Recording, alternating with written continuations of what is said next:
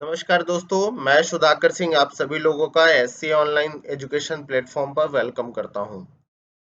आज जो मैं टॉपिक लेकर के आया हूं, हाल फिलहाल में चर्चा में टॉपिक रहने वाला है कि राहुल गांधी जी की संसद की सदस्यता समाप्त कर दी गई है। सूरत कोर्ट के द्वारा उनको 2 साल की सजा मिली है, जिसके आधार पर संसद के द्वारा यह निर्णय लिया गया है कि उनकी संसद की सदस्यता समाप्त कर दी गई है। तो आज जानेंगे कि लोग क्या कारण है, किस प्रकार से लोकसभा के सांसदों की सदस्यता समाप्त की जाती है, क्या क्या नियम हैं, जिन नियमों के चलते समाप्त हुई राहुल गांधी जी की संसद की सदस्यता, क्या कारण रहे, क्या है सूरत कोर्ट का फैसला और उस फैसले के पीछे क्या प्रमुख कारण रहे, किन कारणों के आधार पर जुडिशरी सिस्टम ने यह फैसला दिया है। साथ ही यह भी जानने का प्रयास करेंगे आज चर्चा के माध्यम से कि अब राहुल गांधी जी के पास क्या ऑप्शन बचा हुआ है, किन आधारों पर वह अपने आप को सुरक्षित रख सकते हैं, या अगला पड़ाव क्या होगा, यानी अगली कड़ी में वो क्या कर सकते हैं अपनी संसद की सदस्यता को बचाने के लिए। तो चलिए शुरुआत करते हैं। राहुल गांधी जी पर क्या केस है और क्यों राहुल गांधी की सदस्यता समाप्त की गई है। तो पुनः आप सभी लोगों का वेलकम है। सबसे पहले तो हाल फिलहाल में चर्चा में रहने वाला यह टॉपिक है कि राहुल गांधी जी को सूरत कोर्ट ने 2 साल की सजा सुनाई है। उस 2 साल की सजा के पीछे लोकसभा से उनकी संसद की सदस्यता को समाप्त कर दिया गया है। तो क्या कारण है और साथ ही जन प्रतिनिधित्व अधिनियम क्या है जिसके आधार पर उनकी संसद की सदस्यता समाप्त की गई है, और बचे हुए विकल्प क्या हैं। तो वर्तमान में सबसे पहले विवाद पर चर्चा कर लेते हैं। विवाद की अगर बात किया जाए तो राहुल गांधी जी वायनाड से सांसद हैं और उन्हें 2 वर्ष की सजा सुनाई गई है, जिस आधार पर उनकी संसद की सदस्यता समाप्त हुई है। मुद्दा यह है कि 2019 में लोकसभा का जब चुनाव हो रहा था तो कर्नाटक रैली में राहुल गांधी जी ने मोदी उपनाम का एक विवादित बयान दिया था। उस विवादित बयान के आधार पर ही उन पर गुजरात में केस किया गया मोदी उपनाम को लेकर के, और उसी आधार पर गुजरात की सूरत कोर्ट ने उन्हें आरोपी पाया और आरोपी पाने के आधार पर मानहानि के इस मामले पर भारतीय दंड संहिता यानी आईपीसी की धारा 499 और 500 के आधार पर सजा सुनाई। सजा के माध्यम से उन्हें 2 वर्ष की सजा दी गई, जिस आधार पर उनकी संसद की सदस्यता समाप्त हुई है।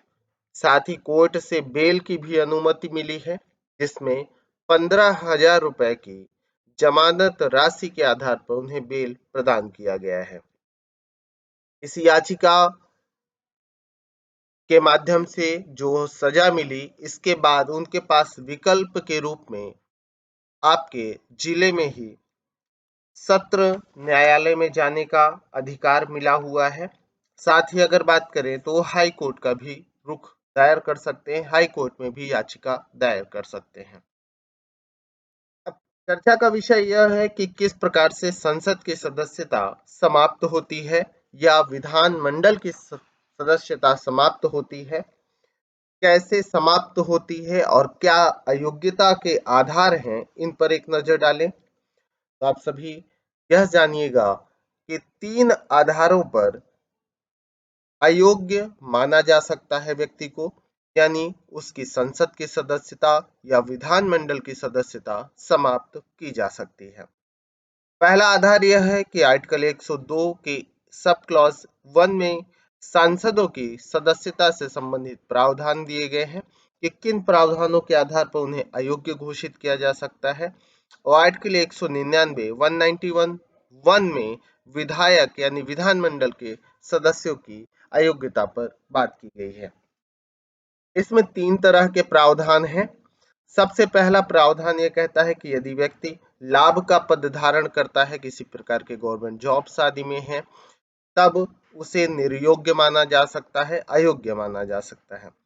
दूसरा पॉइंट इसमें ये कहा जाता है कि दिमागी रूप से यदि व्यक्ति अस्वस्थ है तो उसकी सांसद के रूप में सदस्यता या विधायक के रूप में सदस्यता समाप्त हो जाएगी।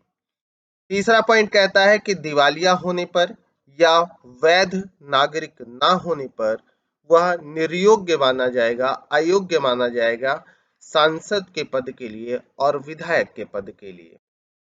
इसके अलावा दूसरा प्रमुख मानदंड या प्रोसीजर या मेथड यह है कि 10वीं अनुसूची में दल बदल कानून रखा गया है, जिसे 52वें संविधान संशोधन 1985 के द्वारा 10वीं अनुसूची में प्रावधान किया गया है कि दल बदल के आधार पर किसी भी व्यक्ति को अयोग्य माना जा सकता है उसके पद के आधार पर।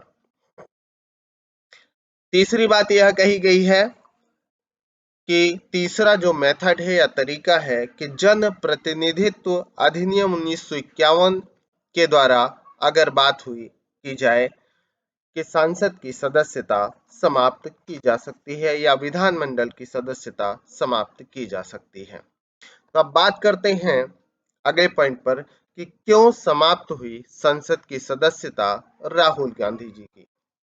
तो राहुल गांधी जी पर जो आरोप लगा है उस आरोप के पीछे प्रमुख कारण है जन प्रतिनिधित्व अधिनियम 1951, जिनके आधार पर उनकी संसद की सदस्यता को समाप्त किया गया है। अब जान लेते हैं कि यह जन प्रतिनिधित्व अधिनियम 1951 में क्या प्रावधान किया गया है। तो अयोग्यता से संबंधित निर्धारण के लिए जन प्रतिनिधित्व अधिनियम 1951 में कई धाराएं हैं और कई पहलू हैं। इन पहलुओं पर अगर विचार करें तो धारा 9 में कहा गया है कि भ्रष्टाचार आदि यदि कोई सांसद या विधायक करता है या सरकार के साथ कोई ऐसा समझौता करता है जिसे अप्रत्यक्ष या प्रत्यक्ष रूप से उसे लाभ होता है तो उसके संसद की सदस्यता या विधानमंडल की सदस्यता समाप्त की जा सकती है। धारा 10 के द्वारा यह कहा गया है कि यदि चुनावी खर्च का लेखा जोखा प्रस्तुत कर पाने में चुनाव आयोग के सामने कोई संसद का सदस्य या विधानमंडल का सदस्य अपने दायित्वों की पूर्ति नहीं करता है तो उस आधार पर उसके सदस्यता समाप्त की जा सकती है।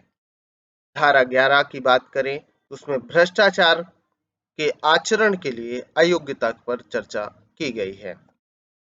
इसके बाद सबसे महत्वपूर्ण जो पॉइंट है धारा 8 है, जिसमें यह कहा गया है कि आपराधिक सजा के मामले में अयोग्यता का निर्धारण किस प्रकार से होगा। धारा 8 के सब क्लॉज 1 में कहा गया है कि किसी भी विशिष्ट अपराध, शत्रुता को बढ़ाना हो, रिश्वतखोरी हो और चुनाव में अनुचित साधनों का प्रयोग हो, इन आधारों पर सदस्यता समाप्त की जा सकती है। धारा 8 के 2 में कहा गया है कि जमाखोरी या मुनाफाखोरी, भोजन या दवाओं में मिलावट आदि के आधार पर भी संसद की सदस्यता व्यक्ति की समाप्त की जा सकती है। धारा 8 के 2 में ही कहा गया है कि दहेज निषेध अधिनियम के तहत कम से कम 6 महीने की सजा का भी प्रावधान किया जा सकता है। धारा 8 के 3 में कहा गया है 2 या 2 से अधिक वर्ष कैद की सजा के आधार पर व्यक्ति अयोग्य होगा संसद की सदस्यता के लिए। इसके में यह प्रावधान है कि सजा की तारीख की शुरुआत से ही वह अयोग्य माना जाएगा। इसी प्रावधान के आधार पर यानी धारा 8 के 3 सब क्लॉज के आधार पर ही राहुल गांधी जी की संसद की सदस्यता को समाप्त किया गया है, अयोग्य माना गया है।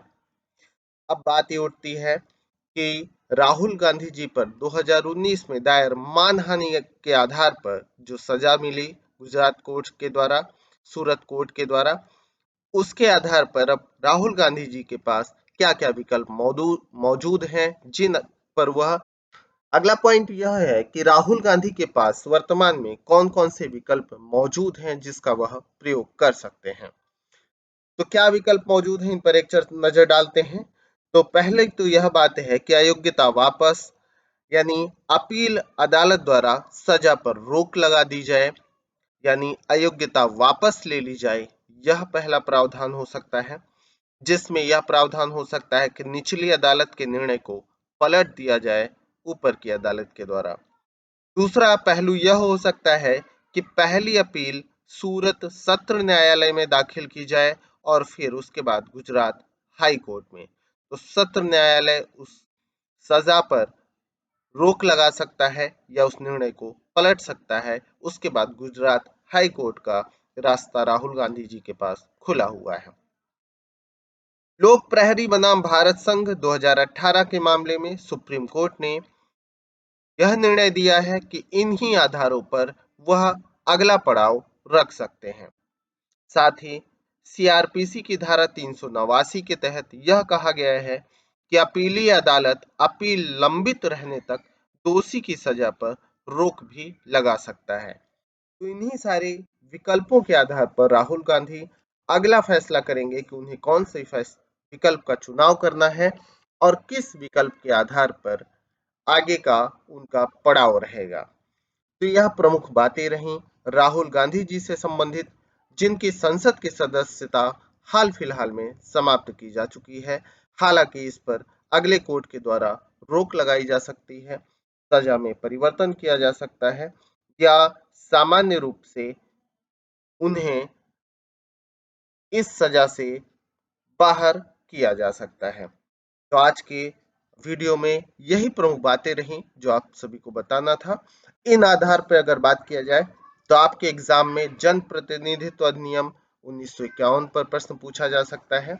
साथ ही अगर बात करें तो आर्टिकल 102(1) में क्या प्रावधान है, आर्टिकल 191 में क्या प्रावधान है, साथ ही 10वीं अनुसूची में दल बदल का क्या प्रावधान है, यानी सांसदों की अयोग्यता या विधानमंडल के सदस्यों की अयोग्यता पर प्रश्न आपसे पूछा जा सकता है। तो इसी के साथ इतने ही चर्चा के साथ मैं सुधाकर सिंह आप सभी लोगों से विदा लेता हूं। नए टॉपिक के साथ फिर मिलेंगे। साथ ही वीडियो को जरूर देखिए, शेयर करिए, चैनल को सब्सक्राइब करिए जुड़ने के लिए, लाइक करिए, कमेंट बॉक्स में कमेंट जरूर करिए। Thanks for watching everybody.